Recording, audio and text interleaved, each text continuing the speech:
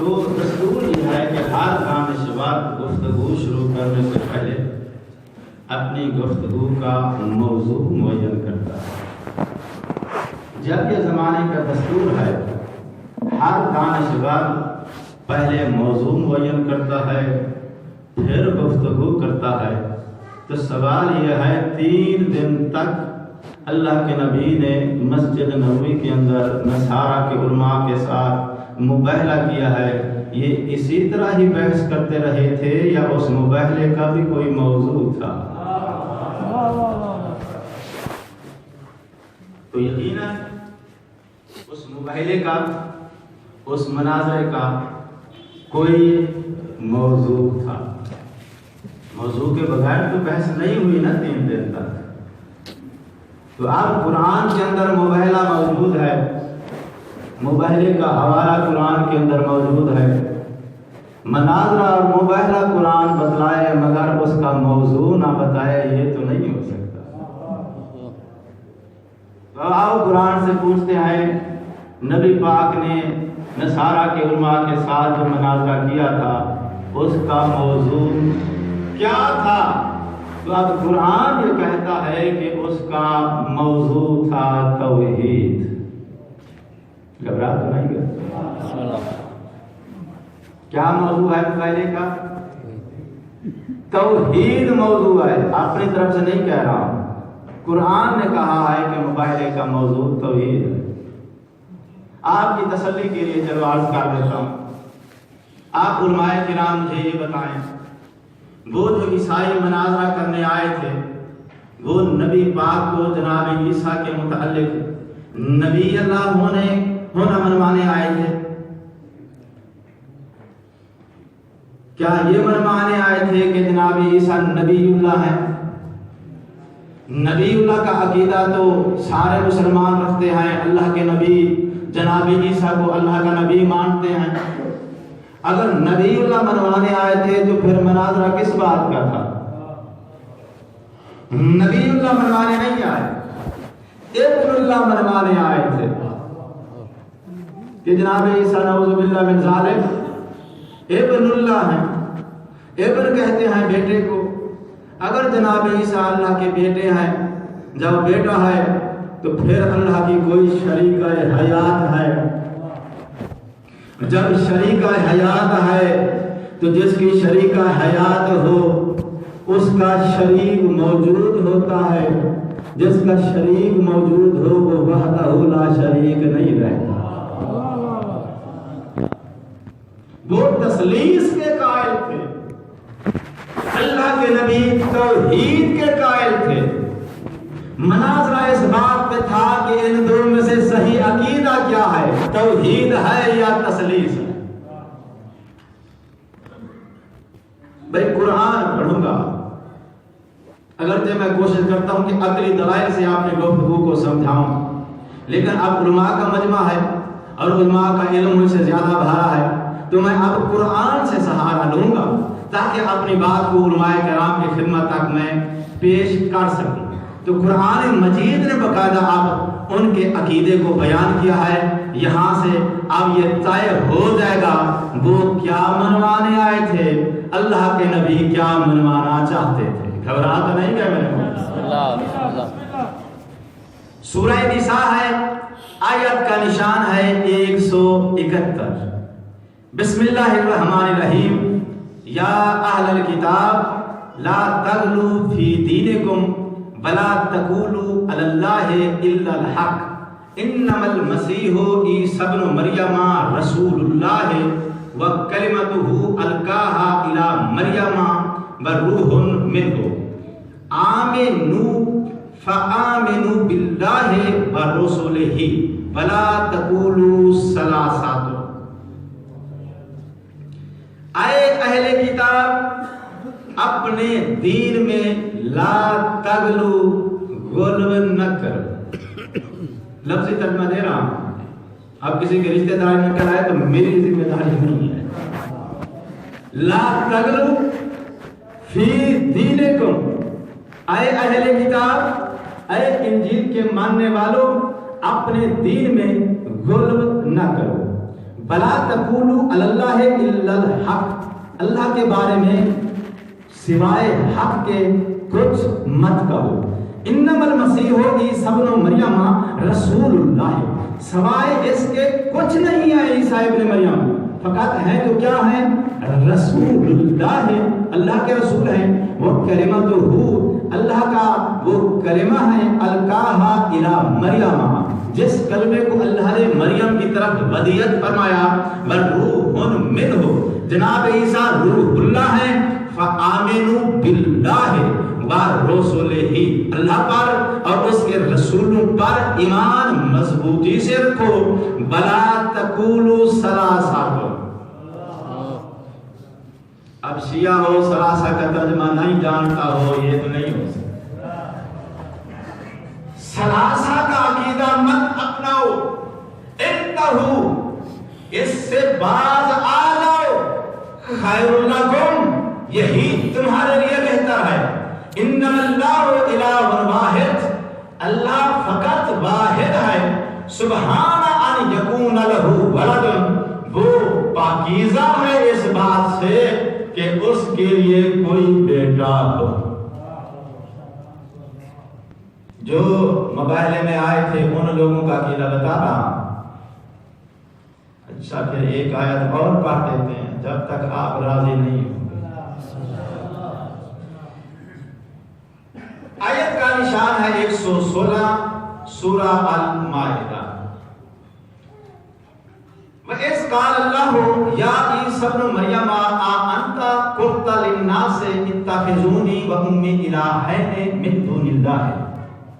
قیامت کے دن لوگوں کو بلا کے ان کے سامنے اللہ کھڑا کرے گا جناب عیسیٰ کو، اور جناب عیسیٰ سے مخاطب ہو کے پروردگار فرمائیں گے یا عیسیٰ ابن مریم، آئے مریم کے بیٹے عیسیٰ، انتا قلتا للناس اتخذونی و امی الہین، کہ تم لوگ مجھے اور میری ماں کو الہ سمجھو.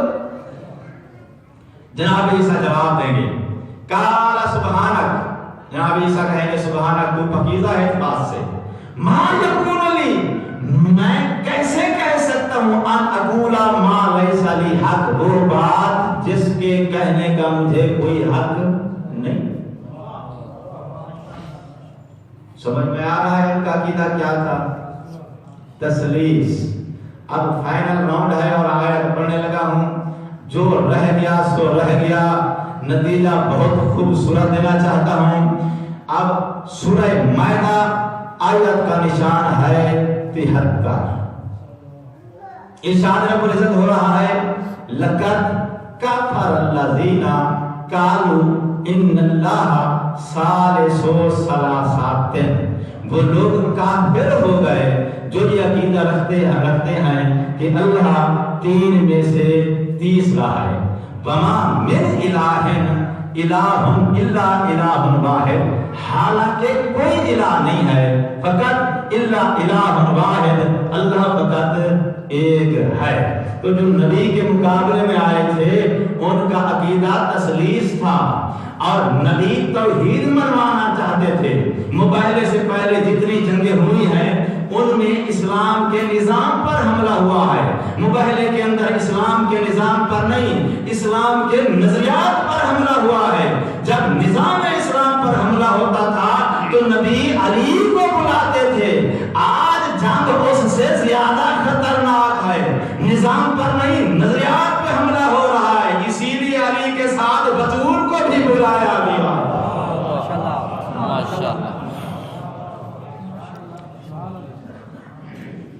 جو لوگ مقابلے میں آئے ہیں آج تک ہمیشہ مباحثے کے موضوع میں اہل بیت کی شان کو پڑھا جاتا ہے.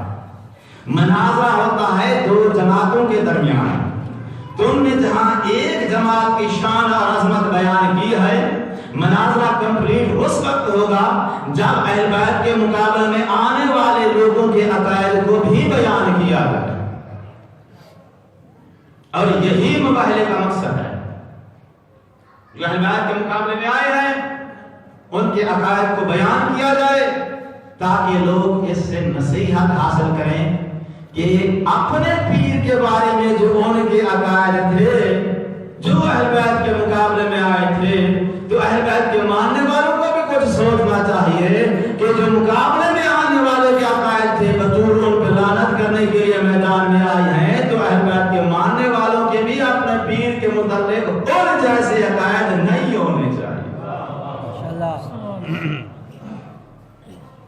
اور قرآن نے ان کی عقائد کی مذمت کی ہے. پہلی آیت میں لفظ آیا ہے بلا تغلو فی دینکم. اللہ نے اپنے پیر کے متعلق اللہ نے جو ان کے پیر کو رتبہ دیا ہے اس رتبے سے بڑھ کر اپنے پیر کے بارے میں عقیدہ رکھنے والوں کو اللہ نے جو پہلا خطاب دیا ہے وہ ہے لا تغلو فی دینکم. وہ لوگ گالی ہے. دوسرا خطاب دیا ہے اللہ نے قرآن کے اندر سورۃ مائدہ آیت کا نشان 73 ہے لقد کفر الذین قالوا ان اللہ ثالث ثلاثہ. جو تثلیث کے قائل ہیں, جو اپنے پیر کو اس رتبے سے بڑا مانتے ہیں جو رتبہ اللہ نے دیا ہے, وہ لوگ لقد کفروا کافر ہیں.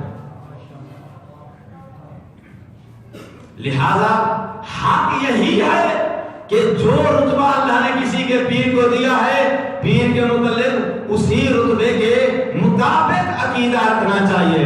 اس رتبے سے بڑھانے والے کو اہل بیت نے مباہلے کے اندر لعنت کا مستحق سمجھا. اور یہ لوگ جس وقت میدان مباہلہ میں آئے ہیں اللہ کے نبی نے فرمایا تمہارے پاس تمہارے عقیدے کی کیا دلیل ہے؟ تو یہ کہتے ہیں ہمارے پاس دلیل یہ ہے کہ جناب عیسیٰ علیہ السلام ایک کنواری ماں کے بطن سے پیدا ہوئے ہیں. ماں معصومہ ہے, بشر نے ٹچ نہیں کیا. معصومہ ماں سے شادی کے بغیر, بشر کے ٹچ کرنے کے بغیر معصومہ ماں سے, اب عصمت محفوظ رہے گی تو بات مکمل ہوگی. معصومہ ماں سے بشر کے ٹچ کرنے کے بغیر بیٹے کا پیدا ہونا اس بات کی دلیل ہے. جب ماں معصومہ ہو باپ کوئی نہ ہو تو پھر اس کا باپ اللہ ہوتا ہے. اللہ کے نبی نے فرمایا اگر بن باپ کے پیدا ہونا اس بات کی دلیل ہے کہ پیدا ہونے والا بچہ اللہ کا بیٹا ہے تو پھر سنو ان مثل عیسیٰ کمثل آدم خلقہ من تراب. بن باپ کے پیدا ہونا اگر اس بات کی دلیل ہے کہ وہ ابن اللہ ہے تو جناب عیسیٰ کی ماں تو تھی نا کم از کم. اگر یہی دلیل مانتے ہو تو پھر بتاؤ جناب آدم کا نہ باپ تھا نہ ماں تھی.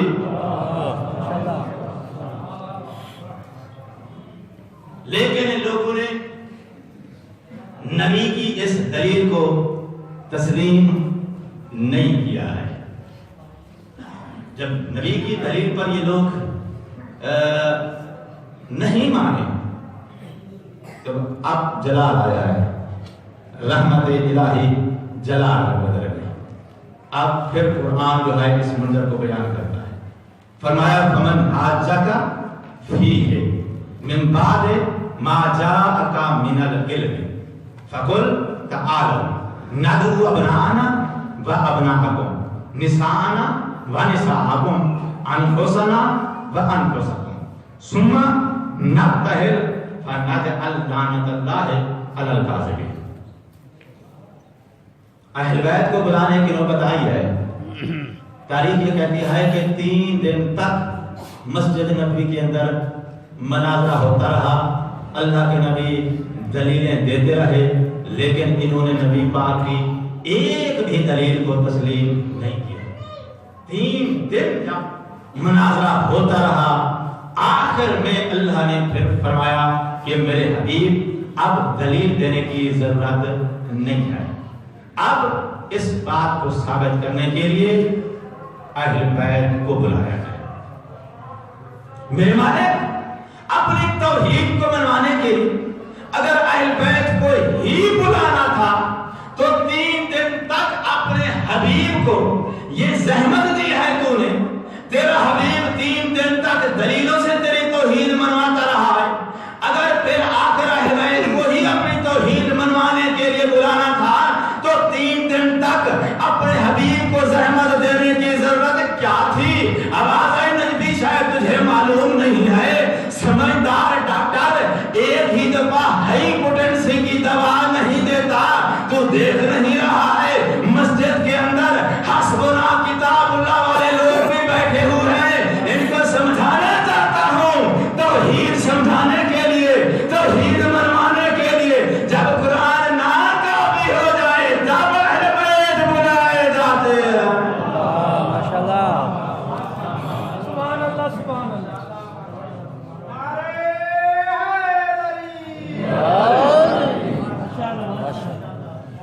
اتنی گھبرانے کی ضرورت نہیں ہے.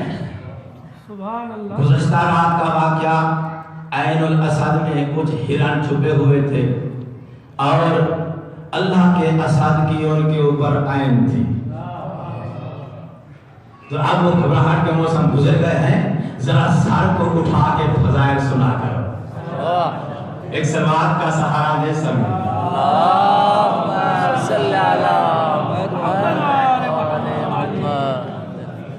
اہل بیت کو بلایا گیا ہے. اب قانون یہ ہے کہ جس وقت جج کے سامنے وکیل اپنا مقدمہ لڑتا ہے تو سب سے پہلے وکیل اپنے موقف پر دلائل دیتا ہے. دلائل مکمل ہونے کے بعد پھر وکیل اپنے موقف کی صداقت کو پروف کرنے کے لیے واقعے کے گواہ لے کے آتا ہے. توجہ ہے یا نہیں میرے موقف؟ موقف کو ثابت کرنے کے دو طریقے ہیں، دلائل اور گواہ. وکیل پہلے دلائل دیتا ہے، دلائل جب مکمل ہو جاتے ہیں پھر وہ گواہوں کو بلاتا ہے. توجہ فرما لینا آپ نے. مقدمہ کس بات کا ہے؟ مقدمہ توحید کا ہے. جو کیس چل رہا ہے وہ کیس کیا ہے؟ توحید کا ہے. اور توحید کے کیس کا اس مقدمے کا مدعی وہ خود ذات توحید آپ ہے، اور جو وکیل اس مقدمے کا جھگڑا لڑ رہا ہے وہ ہے اللہ کا نبی. کیونکہ وکیل وہی ہوتا ہے نا جو دلائل پیش کرے. تو 3 دن تک جس نے دلائل پیش کیے وہی اس مقدمے کا وکیل ہوا. مقدمہ ہے توحید کا. مدعی پروردگار کی ذات خود آپ ہے، اور اس کیس کا جو وکیل ہے وہ ہے اللہ کا نبی. دلائل مکمل ہونے کے بعد نوبت آتی ہے گواہوں کی گواہی کی.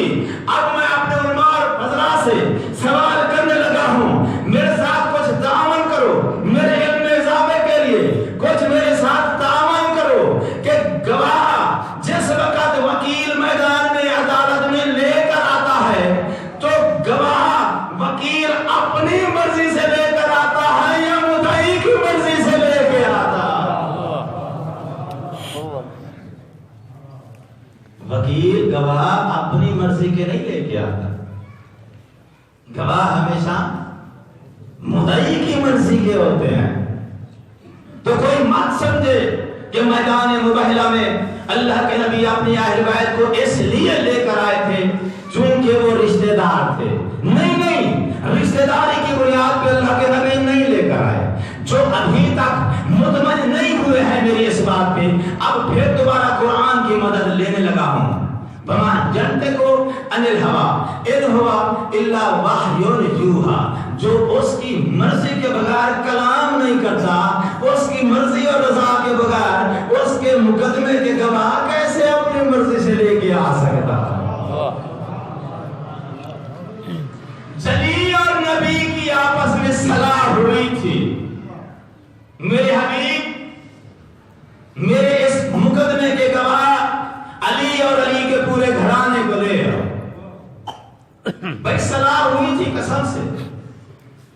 دیکھو جس وقت پنچایت کے اندر ایک جماعت اپنا ایک نمائندہ بھیجتی ہے نا، اور وہ نمائندہ پنچایت کے اندر جس وقت بات کرتا ہے نا اپنی جماعت کی طرف سے، تو وہ یہ نہیں کہتا میں کہہ رہا ہوں، بلکہ کیا کہتا ہے؟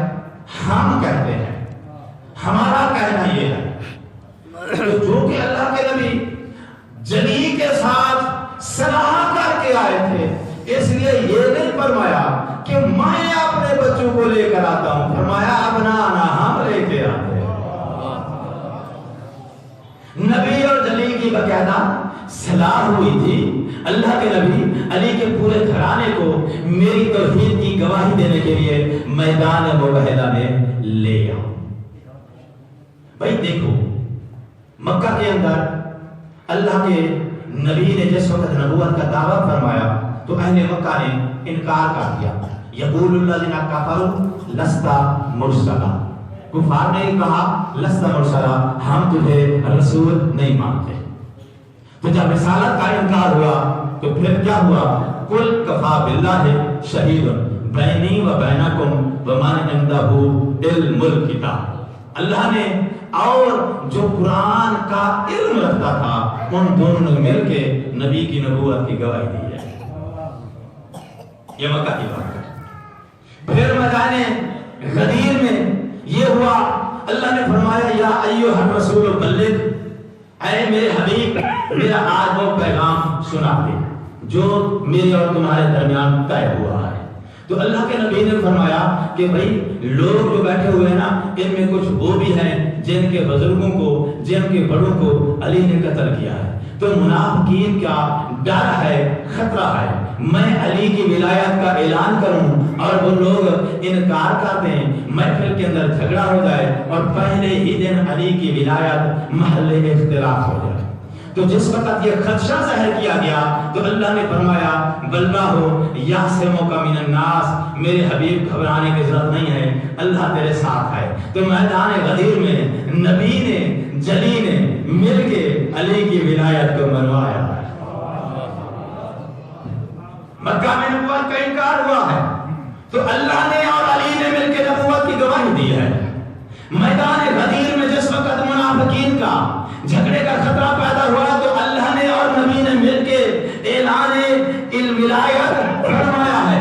تو اب میدان مباہلہ میں توحید کا انکار ہو رہا تھا، اللہ نے کہا ہے میرے حبیب میری توحید پہ خطرہ ہو رہا ہے، ایک نہیں دو دو میرے شریک بنائے جا رہے ہیں، اور جا علی کو علی کی پوری اہل بیت کو بلا کے آؤ میری توحید کی گواہی کے لیے۔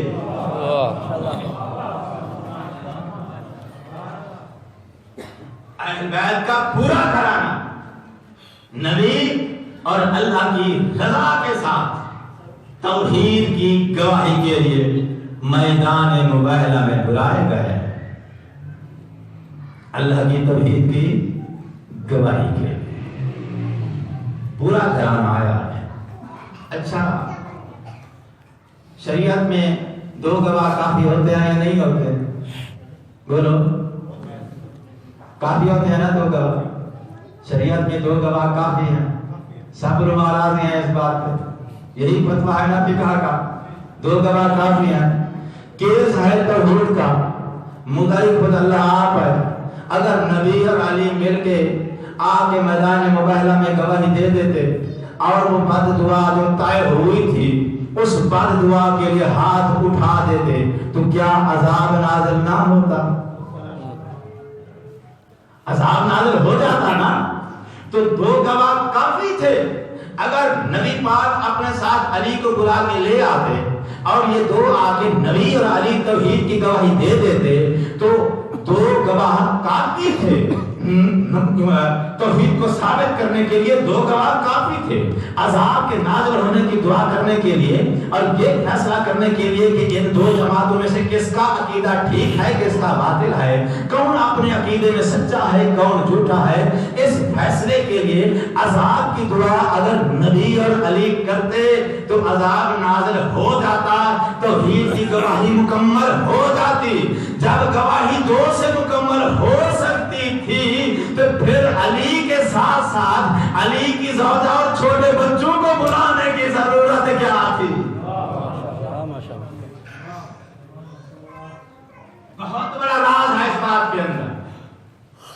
راز یہ ہے اللہ یہ اپنی مخلوق کو اہل اسلام کو سمجھانا یہ چاہتا ہے، اے دنیا والوں یاد رکھو گواہی کے لیے ضروری ہوتا ہے گواہوں کی صداقت کا معیار ایک جیسا ہو۔ گواہوں کی صداقت کا معیار برابر ہونا چاہیے۔ اگر ان دونوں کی صداقت کا لیول ایک جیسا نہیں ہے تو کیس مشکوک ہو جاتا ہے۔ کیس ہے توحید کا جس میں شک کی گنجائش نہیں ہے تو صداقت کا معیار گواہوں کا برابر ہونا ضروری ہے۔ اللہ نے اپنے نبی کو حکم دیا ہے اس آیت کے اندر فَقُلْ تَعَالَوْا نَدْعُوا أَبْنَاءَنَا، میرے حبیب فقط علی نہیں علی کے چھوٹے چھوٹے بچوں کو بھی ساتھ لے کر آنا ہے، کیونکہ ضروری ہوتا ہے گواہوں کی صداقت کا معیار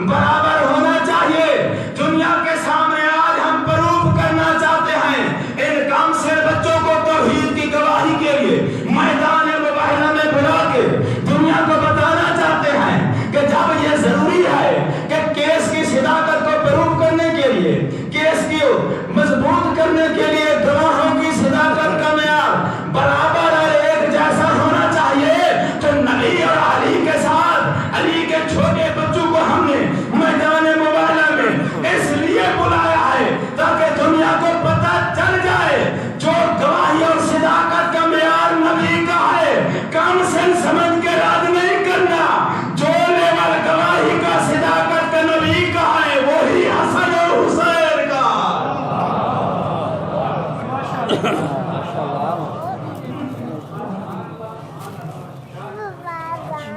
جتنا بڑا سچا نبی ہے اتنے بڑے سچے حسن اور حسین ہیں۔ جو معیار ہے نبی کی صداقت کا، جتنی مضبوط اور سچی گواہی نبی کی ہے اتنی ہی سچی اور مضبوط گواہی ان دو بچوں کی ہے۔ کم سن سمجھ کے یہ نہ کہہ دینا کہ یہ تو ابھی بچے ہیں۔ جس نے کم سن سمجھ کے ان کی گواہی کو رد کیا پھر وہ اس نے حسن اور حسین کو رد نہیں کیا، نبی کی گواہی کو رد کیا۔ یہ معیار صداقت اور گواہی پروف کرنے کے لیے میدان کے اندر علی کے بچوں کو بھی بلایا گیا، جناب پاک بطول کو بھی بلایا گیا ہے۔ اور دیکھیے آیت کے اندر جو لفظ آیا ہے وہ ہے نساءنا۔ آپ علماء کرام سے بہتر جانتے ہیں نساء جنرل لفظ ہے، عورت ذات کے جو رشتے ہوتے ہیں نا، ماں ہے، بیٹی ہے، زوجہ ہے، ان رشتوں کے لیے عربک کے اندر سیپریٹ لفظ اور پرسنل لفظ بھی موجود ہے۔ ماں کو عربی میں ام کہتے ہیں، بیوی کو زوجہ کہتے ہیں، بیٹی کو بنت کہتے ہیں۔ پرسنل لفظ نہیں ہے، جنرل لفظ اللہ نے بولا ہے۔ کیا؟ نساءنا۔ جب جنرل لفظ بولا گیا ہے تو پھر اس کا مطلب یہ ہے کہ پاک بطول جس وقت میدان مباہلہ میں آئی ہیں تو وہ عورت ذات کے ایک رشتے کو لے کر نہیں، عورت ذات کے ہر رشتے کی سفیر بن کے آئی ہے۔ سب سے آگے ہے اس کی بیٹی ہے، جو پہلو میں ہے ان کی ماں ہے، جو سب سے پیچھے ہے اس کی زوجہ ہے، ہر رشتے کی نمائندگی کر رہی ہے۔ اور جو ترتیب قرآن میں لفظوں کی ہے، پہلے نساءنا، پھر ابناءنا، پھر انفسنا، جو قرآن نے ترتیب دی ہے میدان مباہلہ میں وہی بطول کے رشتوں کی ترتیب ہے۔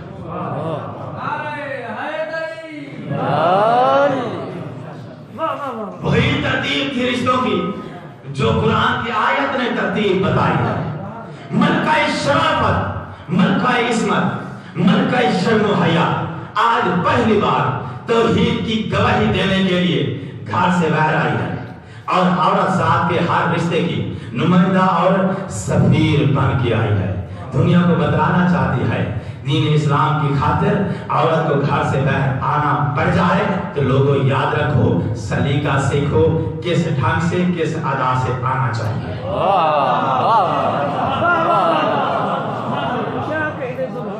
کیونکہ کیس توحید کا ہے اور اس کیس کا مدعی خود اللہ آپ ہے، تو اللہ جس وقت اس کیس کا مدعی خود آپ تھا تو گواہوں کو گواہی کے لیے جب بلایا گیا ہے تو ان کے بلانے کا انتظام بھی اللہ نے آپ کیا ہے۔ اور ان گواہوں کے اندر ملکہ شرافت، عصمت و تطہیر کی شہزادی گواہی دینے کے لیے جب آئی ہے تو اللہ نے شہزادی کی عصمت و پردے داری کے مقام کو مد نظر رکھتے ہوئے پردے کا اتنا بڑا ہی انتظام کیا ہے۔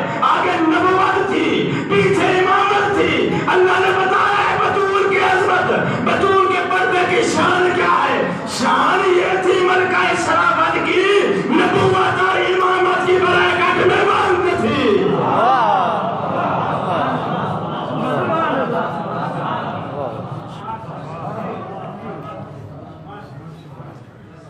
اس شان سے آقا آزادی میدان میں آئی ہے توحید کی گواہی دینے کے لیے، اور دنیا کو میسج یہ دیا ہے میری آقا آزادی نے۔ اور زمانے والے یاد رکھو، دین اسلام کی خاطر کسی شریف زادی کو اگر گھر سے باہر آنا پڑ جائے تو اسلام میں منع نہیں ہے، لیکن یاد رکھو، مجھے دیکھو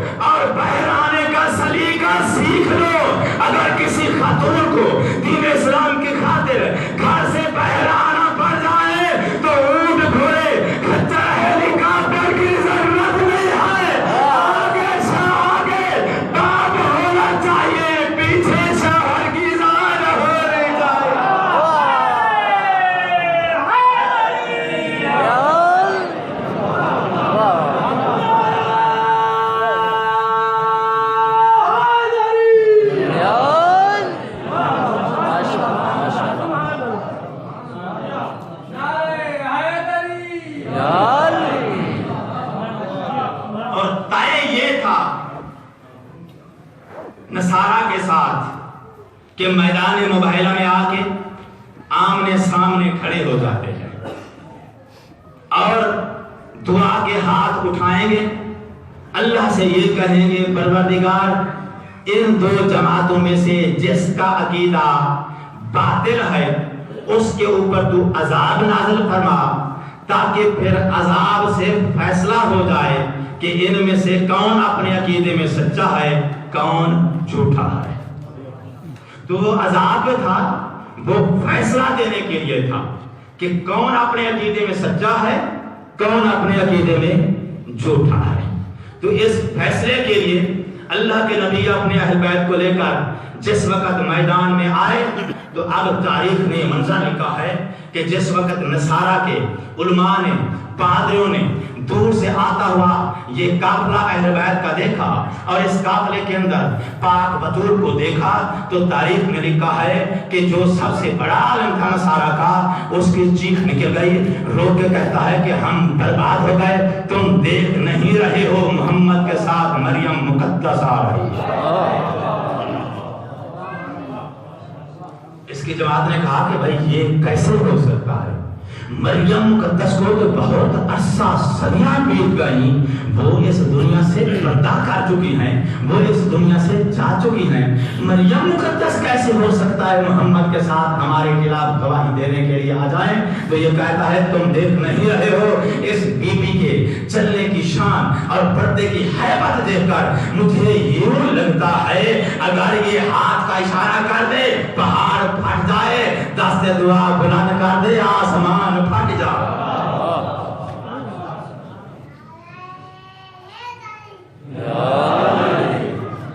پاک بطور میدان میں آئی ہے اور جناب بطور کے صرف میدان میں آنے سے اب سارے علماء نے مفسرین نے عالم اسلام نے لکھا ہے کہ عذاب نازل ہونے اور بد دعا کرنے کی نوبت نہیں آئی، اس سے پہلے ہی فیصلہ ہو گیا کہ ان دو جماعتوں میں سے کس کا عقیدہ ٹھیک تھا کس کا باطل تھا۔ بولو مباہلہ کے اندر عذاب نازل ہوا تھا یا نہیں ہوا تھا؟ نہیں ہوا ہے۔ جب نہیں ہوا تو پھر فیصلہ کیسے ہو گیا تھا؟ سنو گے فیصلہ تو ہونا تھا عذاب کے آنے کے بعد، مگر عذاب آیا ہی نہیں ہے۔ عذاب آنے سے پہلے فیصلہ ہو گیا کون سچا ہے کون جھوٹا ہے، تو فیصلہ کیسے ہو گیا؟ جناب بطور کی عظمت کو دیکھ کر نصارہ نے تسلیم کر دیا یہ آنے والے سچے ہیں ہم جھوٹے۔ فدیہ دیا ہے، معافی مانگی ہے، ہاتھ جوڑ کے قدموں میں گر گئے، رو کے کہا ہمیں معاف کر دو، ہم سے خطا ہو گئی، ہم مانتے ہیں تم سچے ہو ہم جھوٹے ہیں۔ تو یہ جو شکست تسلیم کی ہے نصارہ نے، عذاب کا فیصلہ ہونے سے پہلے ہی انہوں نے شکست مانگی، عذاب آنے سے پہلے ہی یہ طے ہو گیا فیصلہ ہو گیا کس کا عقیدہ سچا ہے کس کا جھوٹا ہے۔ وجہ کیا تھی؟ اس وجہ کا نام بطول ہے۔ اتنی بڑی صدیقہ میری آقا زادی جو میدان مباہلہ میں جس کی صداقت اس کی وحدانیت کی گواہ بنی تھی، جس کی صداقت اس کی توحید کی دلیل بنی تھی، کائنات کی اتنی بڑی صدیقہ جب دربار میں آئی ہے تو مسلمان نے کہا بطول تیرے پاس ثبوت کیا ہے؟ اجرکم علی اللہ۔ مسجد میں چپ کھڑی ہے رسالت کی آبرو، کوئی سوال کرنا بتا دے بطول کو، میں قربان۔ اتنی بڑی صدیقہ میری آقا زادی، بھلا دربار ہے، مسلمان کرسیوں پر بیٹھے ہیں، تخت رشین سامنے ہے، وہ میری آقازادی جو دربار میں جب بھی آتی تھی فقام الیہا رسول اللہ. پہلی بار بطول نے جب یہ دیکھا کہ آج میرے استقبال کے لیے کوئی نہیں کھڑا ہوا، میں قربان جاؤں. تخت نشین آواز دے کر کہتا ہے بطول تیرے پاس تیری سچائی کا ثبوت کیا ہے؟ ناظرت شمالا و یمین، شاید کہ کوئی اٹھ کر میری گواہی دے. کوئی نہیں اٹھا ہے. دستور ہے زمانے کا سچے پر مجبوری بن جائے نا، اور پھر جب اس کی کوئی گواہی نہ دے تو اس کو لاچار قسم اٹھانی پڑتی ہے. اسلام نے قسم اٹھانے سے منع نہیں کیا ہے. مجبوری بن جائے اپنی سچائی ثابت کرنے کے لیے مسلمان قسم کھا سکتا ہے. میں نے تو آج کے دور کے مسلمان کو دیکھا ہے، اگر کسی کو قسم اٹھانی پڑ جائے تو اسے یا مسجد میں لے جاتے ہیں یا قبرستان میں لے جاتے ہیں، کیونکہ مسجد عبادت کا مقام ہے، قبرستان عبرت کا مقام ہے. یہاں کوئی جھوٹ نہیں بولتا ہے. اور اگر وضو کر کے وہ بندہ جس کو قسم اٹھانی ہو وضو کر کے مسجد میں داخل ہو جائے، قرآن اٹھانے کے لیے قرآن کی طرف ہاتھ بڑھانے لگے، لوگ کہتے ہیں بھائی رہنے دے تیری قسم ہو گئی. اس کی بات پہ اعتبار کر جاتے ہیں. قرآن اٹھانے سے پہلے اس پہ اعتبار کر لیتے ہیں بھائی تیری قسم ہو گئی تھی. عجیب مسلمان تھا مدینے کا. تخت نشین کے سامنے جس وقت بطول کھڑی تھی، مسجد کے اندر کھڑی تھی، دائیں جانب قبر نبی کی تھی، بائیں طرف مسجد کے اندر قرآن تھا، درمیان میں بطول کھڑی تھی. مسلمان نے کہا بطول تیرے پاس تیری سچائی کی گواہ کیا ہے؟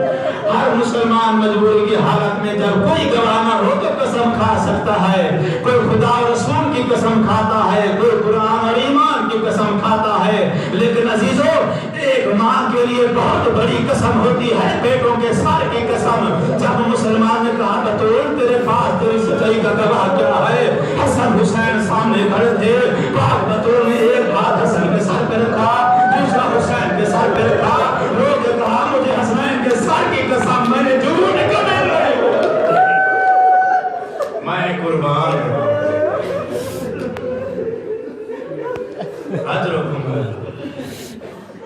اتنا بڑا صدمہ ہوا ہے جس وقت پاک بطول کے معصوم گواہ جھٹلائے گئے ہیں. تاریخ یہ کہتی ہے کہ جس طرح کوئی ضعیف عصا کے سہارے چلتا ہے نا، پاک بطول اپنے بچوں کا سہارا لے کے گھر واپس آئی.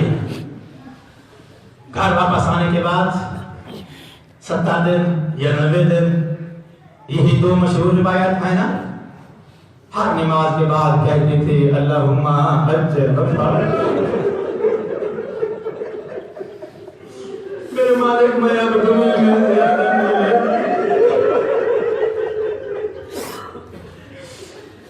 ایک رات خواب میں دیکھا پاک بطول اللہ کے نبی کی زیارت ہوئی. فرمایا بطول رو نہیں، ان قریب تو میرے پاس آ جائے گی. میری آقا زادنی علی امام کو اپنا خواب بتایا ہے. جس وقت خواب سنا ہے نا، میرے مولا کا گریہ بلند ہوا ہے. علی امام کی آنکھوں میں آنسو دے کے پاک بطول نے کہا یا علی مجھے رو کے ودا نہیں کرو، میں نے رو رو کر دعاؤں کے ساتھ موت مانگی ہے. میرے مولا فرماتے ہیں بطول تو مجھے بتا رو نہیں تو کیا کروں؟ دشمن زمانہ ہے، بچے کم سے نہ آئے کہ تیرا آسرا تھا، تیرے بہت دکھ کس کو سنا.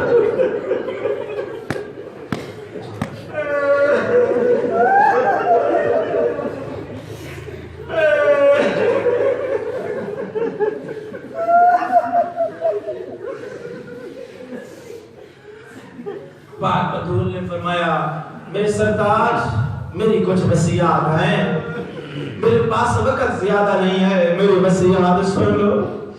یا علی میں نے بچوں کو بڑے ناز و ادا کے ساتھ پالا ہے. جبریل کے پروں پہ سونے والے بچوں کو نہیں معلوم یتیمی کا حصہ میرے بچوں کا خیال رکھنا. میری شہزادی کا سن ابھی چھوٹا ہے، بہت شدید ہے.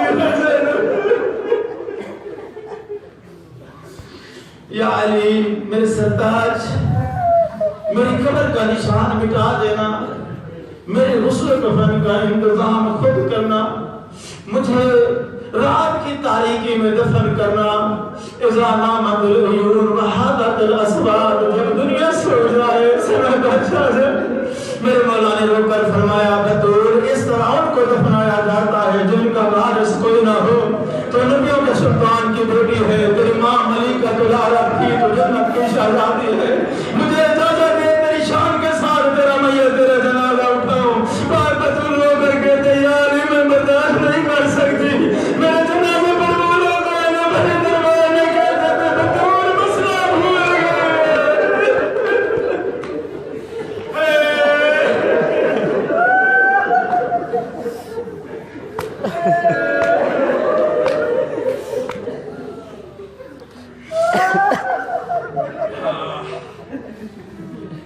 تاریخ نے وہ دن لکھا جس دن حسن اور حسین یتیم ہو گئے، گھر کا سارا کام بطول نے اپنے ہاتھوں سے انجام دیا ہے، صفائی کی، برتن دھوئے، کھانا تیار کیا، شہزادوں کے زلفوں کو کنگھی کیا ہے، پوشاک بدلنے کے بعد کہا میرے لال جاؤ نانے کی دربار پہ، نانے کی قبر پہ، میری شفا کے لیے، میری صحت کے لیے جاؤ، نانے کے وسیلے سے دعا کرو۔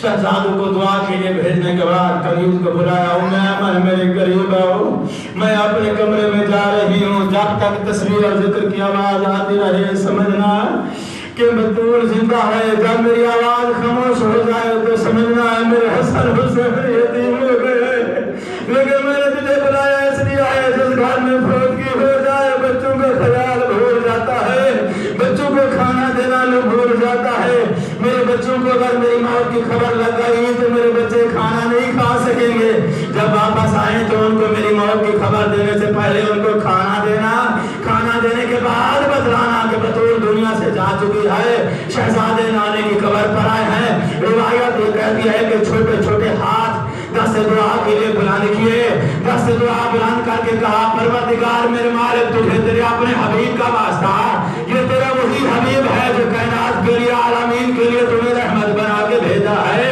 اپنے رحمت للعالمین حبیب کا واسطہ، ہماری اماں بیمار ہے، اپنے حبیب کا صدقہ ہماری ماں کو شفا اور صحت عطا فرما۔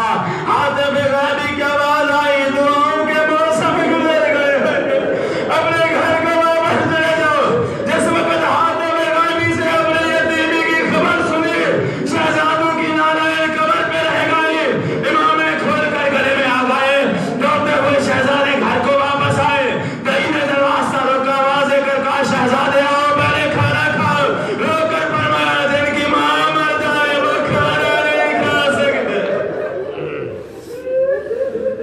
حجرے کے دروازے پر آئے ہیں دونوں شہزادے، بڑے شہزادے نے خود کو ماں کے اوپر آ کے گرا دیا ہے، تاریخ یہ کہتی ہے کہ چھوٹا شہزادہ دروازے کے اوپر دروازہ پکڑ کے رونے لگا ہے، آواز دے کر مخاطب ہو کے ایک حجت کی بات کہی ہے میرے مولا مظلوم کربلا نے اپنی ماں سے، مخاطب ہو کر کہا ماں اگر تو نے اس حال میں ہمیں چھوڑ کر جانا تھا، دعا کے بہانے سے ہمیں گھر سے تو باہر نہ بھیجا ہوتا، ایک بار مجھے سینے سے لگا دیا ہوتا، جس وقت عیسیٰ نبی کی ماں دنیا سے گئی تھی، عیسیٰ گھر میں نہیں تھے، جب واپس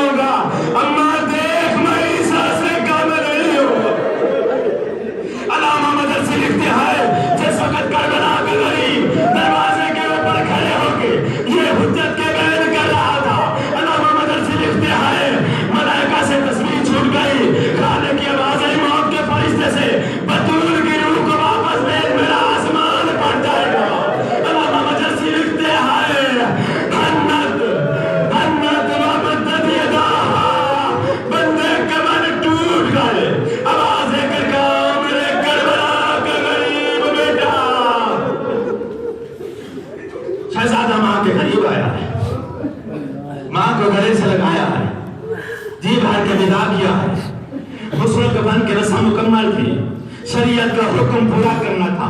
وصیت کے مطابق علی امام نے پاک بطور کو کنیز کی مدد کے ساتھ خود غسل کیا ہے۔ جس وقت غسل کے لیے پانی ڈال رہے تھے، قمیص اور پیراہن کے نیچے محسوس کیا ہے کہ پسلیوں کے اوپر کچھ پٹیاں بندھی ہوئی ہیں۔ میرے مولا نے پٹیاں کھولی ہے۔ تاریخ یہ کہتی ہے کہ جس وقت میرے مولا نے پٹیاں کھولی، میرے مولا کا گریہ بلند ہوا ہے۔ علی امام روتے روتے بے ہوش ہو گئے۔ کم سن بچے بابا کے قریب آئے، تنیا ملی ہے۔ تنیا مسلنے کے بعد علی امام کو جب ہوش آیا نا، لپٹ گئے یتیم بچے اپنے بابا کے گلے سے، رو کے فرمایا بابا آپ جو ہم کو تسلیاں دے رہے تھے، ہماری اماں کا کون سا داغ تجھے نظر آیا کہ برداشت نہیں کر سکے؟ علی امام نے رو کر فرمایا میرے لال، تمہاری ماں نے مجھے صرف اتنا ہی بتایا تھا کہ میرا پہلو زخمی ہے، میں نے آج دیکھا صرف پہلو ہی زخمی نہیں ہے، تمہاری ماں کی پسلیاں بھی ٹوٹی ہوئی ہے۔ پہلو میں کھڑی تھی 4 سال کے شہزادی زینب، کہتی ہے بابا تو نے ماں کی پسلیاں ٹوٹی ہوئی دیکھی، برداشت نہیں کر سکا ہے، میرا حوصلہ بھی دیکھ، چھوٹے چھوٹے ہاتھوں کے ساتھ خود پٹیاں باندھتی تھی۔ جب میں پٹیاں باندھتی تھی، میری اماں مجھے کہتی تھی زینب کوئی کربلا آئے گی۔